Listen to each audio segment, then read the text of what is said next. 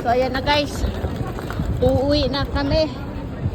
Uuwi na kami sa aming pinanggalingan at nandito pa kami ngayon sa ayan, Monster Haupanho.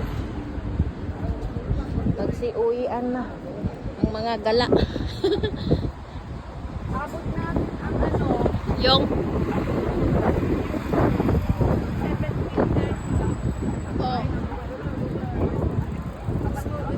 Ang mga ano nila, yung mga taba-taba ng kanilang mga sabi na. nasali dito sa video.